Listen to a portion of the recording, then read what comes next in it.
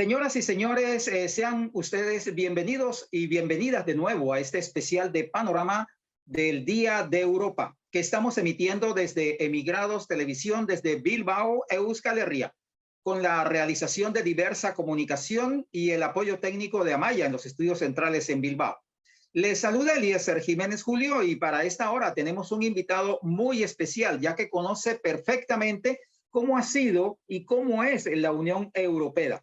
Ha sido eurodiputado primero por el Partido de la Izquierda Plural y después como independiente en el grupo parlamentario del GUE, de la Izquierda Europea, por el Estado español.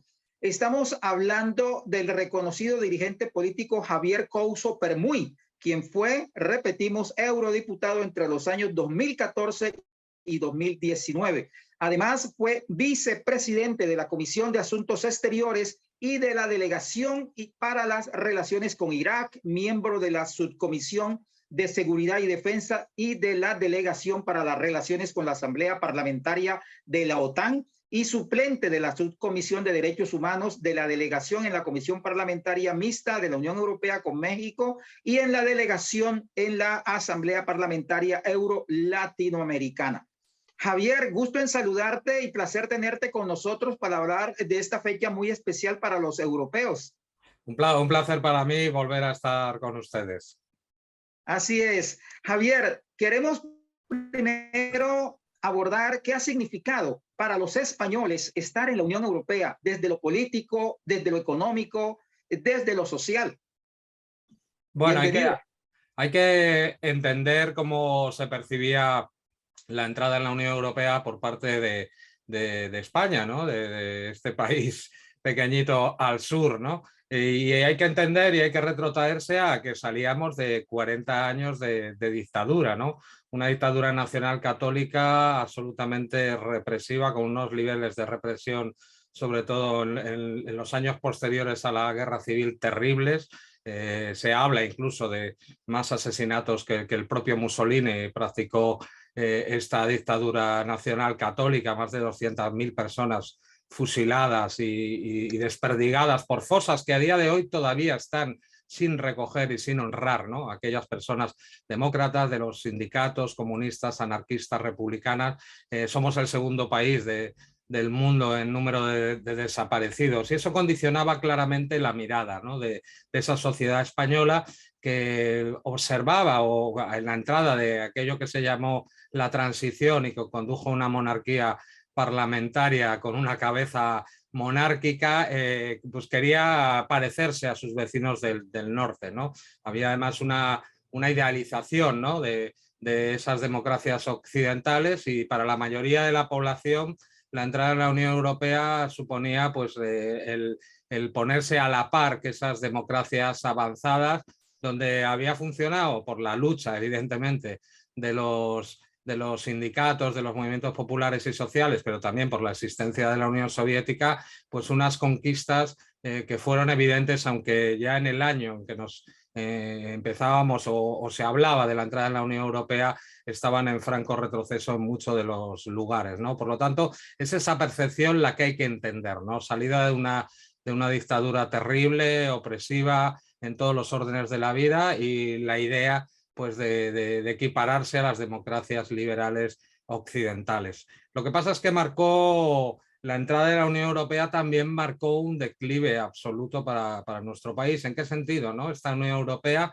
sobre todo a partir del Tratado de Maastricht, es una Unión Europea que con un claro intencionalidad o definición neoliberal, que además marca claramente una diferenciación entre centro y periferia, es decir, es una Unión Europea que domina Alemania y que se ha hecho a su imagen y semejanza, ¿no? Sobre todo la moneda, el euro, que es una moneda muy calcada del Deutschmark, exactamente igual que el Banco Central Europeo es calcado pues, del Bundesbank. Es decir, hay una Europa de centro y periferia y a los países del sur, como España, como Portugal, como Italia, como Grecia, nos ha tocado ser los patitos feos en esa definición, podríamos decir, de la economía europea. Hay un centro que está industrializado, que tiene superávit en la balanza de pagos, que marca las reglas estructurales. En cambio tenemos un sur que ha sido desindustrializado, se nos ha ha correspondido en esa división europea del trabajo el sector servicios, que tenemos graves problemas de deuda pública y privada, se estima más allá del 100%, estamos hablando del 120% del Producto Interior Bruto y que además pues, tiene graves problemas, por ejemplo, a nivel estructural de desempleo juvenil que llega a más del 50%. Es decir, para una economía como la española, que la Unión Europea se fundamenta además en la transferencia de soberanía, en este caso soberanía económica. Los gobiernos de la Unión Europea no pueden realizar políticas macroeconómicas propias.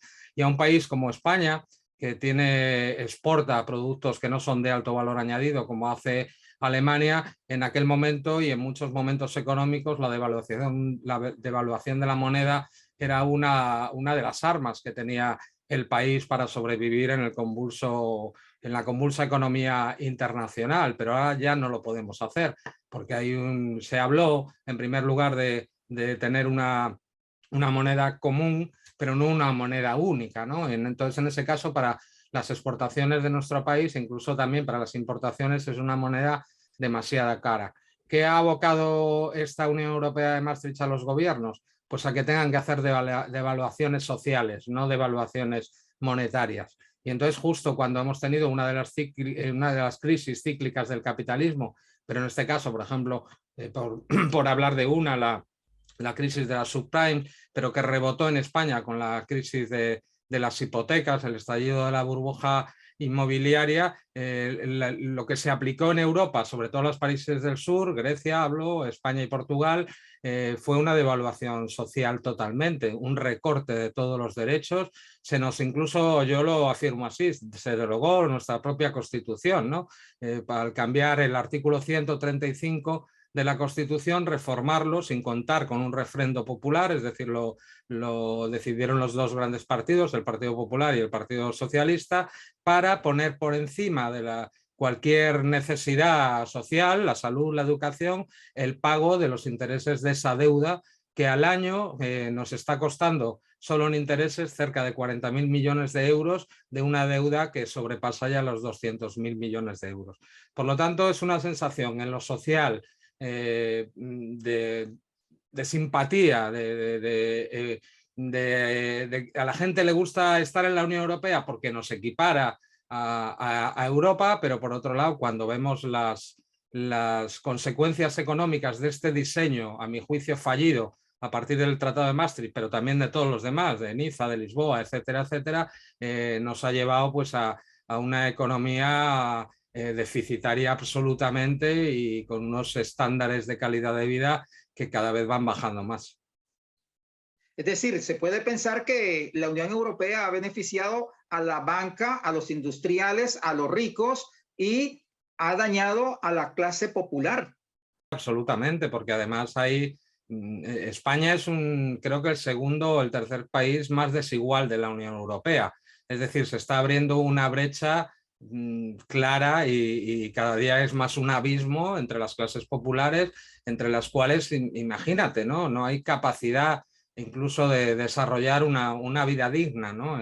Los precios cada vez están más altos, luego hablaremos, ahora tenemos una inflación terrible, pero imagínense pues un gobierno que además no tiene capacidad, elabora unos presupuestos y tienen que ser aprobados por la Comisión y por diferentes entidades técnicas que no han elegido los ciudadanos, ¿no?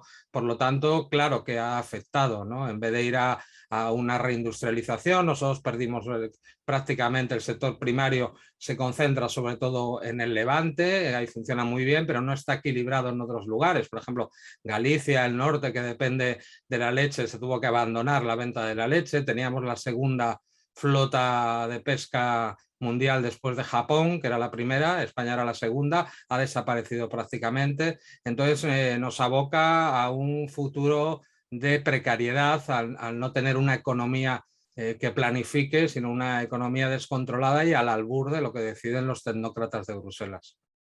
Además, la Unión Europea prácticamente está toda metida en la OTAN a la cola de los Estados Unidos.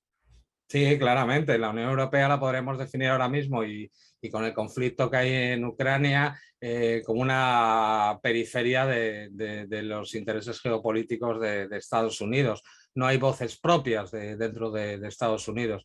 La OTAN significa una colonización militar, ¿no? Es decir, que las capacidades militares de los estados que pertenecen a la Unión Europea, que no son todos pertenecientes a la OTAN, pero sí son la mayoría, pues esas capacidades militares están destinadas a confrontar y a contener a un vecino como es Rusia, que además le suministra la mayoría del gas, ¿no? que permite a Alemania ser una de las potencias mundiales, ¿no? Y lo que hay detrás de todo eso es que a Estados Unidos nunca le interesa ni le interesaría, y además lo dicen sus grandes teóricos, que haya una buena vecindad o una estructura de seguridad comercial y financiera con Rusia, porque podría hacer de la Unión Europea, de Europa o de la zona euroasiática un polo fundamental en este cambio geopolítico en el que se advierte una nueva bipolaridad China-Estados Unidos, pero que transita también hacia la multipolaridad.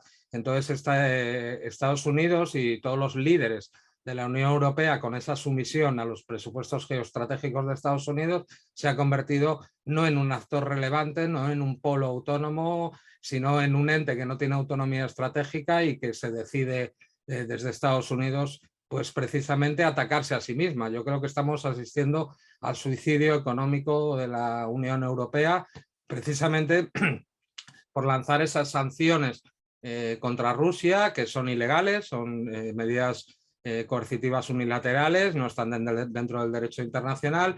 Además, abocan a una guerra contra su propio pueblo, ¿no? Porque Rusia se ha preparado desde 2014 para esa guerra económica, y los ciudadanos europeos y las ciudadanas no. Lo estamos viendo ya con una inflación que cada día sube más y una pérdida de calidad de vida a todos los niveles, y además agravada por ese marco del que yo me refería antes, de la precariedad en todos los sentidos de la vida. La Gran Bretaña salió de la Unión Europea con el Brexit. Si a usted le preguntan, Javier Couso, como dirigente político en España, ¿es que España debería también salir de la Unión Europea? ¿Qué le conviene más al pueblo hoy día? Yo creo que yo no estoy en contra de las integraciones regionales, ¿no? Sobre todo he seguido muy de cerca la integración regional que propusieron dos gigantes de la historia, como fueron Fidel y Chávez en el caso latinoamericano, ¿no? Pero es que la integración europea no es igual, no pone al ser humano en el centro, es desigual, es decir, hay una cesión clara de las soberanías nacionales a unos entes independientes que normalmente responden a la política de las grandes financieras, los grandes bancos y las grandes empresas, ¿no? Por lo tanto, yo creo que lo que había que cambiarla, es decir, los tratados, desde el de Maastricht, que es el que marca claramente pues, la sumisión militar ante Estados Unidos, pero también marca esa sumisión a un centro alemán rico y sobre todo un doble dogal de los intereses geopolíticos de Estados Unidos, no ayudan a los pueblos y menos a los pueblos del sur, ¿no? Entonces la primera referencia es intentar cambiar eso. Yo he lanzado algunas veces las ideas, ¿no? De que los grupos del sur, o sea, los países del sur deberían de funcionar también como lobby, como organización de potencia, como tienen los países, por ejemplo, bálticos con Polonia, el grupo de Visegrado, que además es absolutamente de derecha extrema, ¿no? Pero en el caso del sur, unos países que tienen los mismos problemas que hemos mencionado antes, ¿no? Un problema de deuda, un problema de desindustrialización, un problema también de seguridad en el sur, que además no le interesa para nada ni siquiera a esa organización como la OTAN, deberían dar un puñetazo en la mesa para poder cambiar eso. ¿Qué problema hay? ¿No? Que España todavía sigue siendo un país muchas veces motivado por los grandes medios de comunicación que cada día están más por la unanimidad, es decir, no permiten ni siquiera un breve espacio para discrepar sobre todos estos grandes asuntos que estamos hablando, condicionan mucho la percepción de la opinión pública, que todavía en España sigue siendo abiertamente europeísta, ¿no? Porque siempre hay que entender que la Unión Europea no es toda Europa. Europa es un concepto bastante más grande, ¿no? Entonces, todavía en mi país la mayoría de la gente no se cuestiona la pertenencia a la Unión Europea y qué se podría hacer ante ello, ni siquiera al cambiar los tratados, ¿no? Parece que se acepta, pero empieza a haber disensiones, ¿no? No es un bloque monolítico, en Italia está empezando a crecer el euroescepticismo, en Francia también. Hemos visto que, por ejemplo, con las sanciones a Rusia o en el acopio de energía o en el envío de armas ya hay diferencias grandísimas. Por ejemplo, Hungría se ha negado absolutamente a mandar armas o a poner sanciones al gas o al petróleo ruso, exactamente igual que Rumanía, que incluso llegó a decir que si se aprobaban esas sanciones abandonaría la Unión Europea, algo que ha sido silenciado por los grandes medios de comunicación. Por lo tanto, yo creo que el cuestionamiento de la Unión Europea, por lo menos en el país donde vivo yo, todavía no está en el debate, porque los grandes grupos políticos no les interesa, son europeístas, pero yo creo que terminará saliendo con el deterioro de vida al que vamos a llegar, producto además pues, de esta segunda guerra en Europa, ¿no? Otra vez motivada y preparada por la OTAN, lo afirmó claramente. La primera fue contra la República Federal Yugoslavia y contra Serbia, una guerra de agresión, ¿no? Donde, por ejemplo, se asesinaron. Yo que también vengo del mundo de la comunicación, se atacó la radio y televisión serbia y se asesinaron pues, a 17 periodistas, se atacaron puentes e infraestructuras básicas asesinando a civiles. Pues ahora tenemos la segunda guerra, que además con un efecto boomerang por esa guerra económica contra Rusia van a afectar gravemente a los ciudadanos europeos y lo estamos viendo. Además, a nivel político, algo que me preocupa mucho, ¿no? La izquierda cada vez más ausente de la Unión Europea. Cada vez, yo me acuerdo cuando estaba en el grupo de la izquierda europea éramos 52 diputados, ahora tiene bastantes menos y va en declive, excepto por ejemplo en Francia, donde ha tenido un buen desempeño la estrategia de Mélenchon. En este país pues hay una parte de la izquierda que está dentro del gobierno, pero cada vez es más menguante y cada elección pierde cientos de miles, si no de millones de votantes. Y en esta situación de crisis, la extrema derecha y la derecha extrema están muy presentes y son los que van a agarrar el testigo, y es algo que me preocupa mucho, sabiendo además la historia de Europa con ese ascenso del nazismo, del fascismo o del franquismo. Finalmente, Javier Couso, desde España, ¿cuál es el mensaje que usted le da al gobierno español en este día de la Unión Europea y al pueblo europeo, a los pueblos de Europa? Bueno, pues al gobierno español que me gustaría que hiciera valer nuestros intereses, ¿no? En un club además en el que hay países como Holanda, como Alemania, que pretenden no solo caricaturizar a los países del sur como vagos, como gente que robamos el dinero de los del norte, pues que ponga firmeza, ¿no? para defender los intereses de sus nacionales, pero de todas maneras es un gobierno que acepta claramente pues, los tratados y esta composición de subalternidad, no solo por parte del centro alemán, sino también de Estados Unidos, ¿no? Por lo tanto, yo le diría eso, ¿no? Esa idea de formar pues, un centro de poder dentro de la Unión Europea con los países del sur. Lo que pasa es que no veo que ni el Partido Socialista ni Unidas Podemos estén en esa vía para nada. ¿Y al pueblo qué le dices? Al pueblo le digo que debe reflexionar, ¿no? Deberíamos reflexionar conjuntamente para determinar que esta estructura económica casi que va hacia el federalismo con la forma de nuestras soberanías en materia económica, militar, etcétera, etcétera, debería de cambiar, ¿no? Para ser igualitaria, para que pusiera al ser humano en el centro y para que abandonara los presupuestos de este capitalismo desaforado por el ultraliberalismo o por el neoliberalismo. Muchas gracias a ti, Javier Couso, por acompañarnos en este día. Agradecerte tu tiempo, tus aportes, tus análisis y tus recomendaciones para la Unión Europea, tanto para los gobiernos como para el pueblo. Muchas gracias, un placer. Así es. A Maya en la parte técnica, muchas gracias. Yo soy Eliezer Jiménez Julio y ya seguimos aquí en Emigrados Televisión desde Bilbao, Euskal Herria, con otros invitados e invitadas en este especial de Panorama sobre la Unión Europea.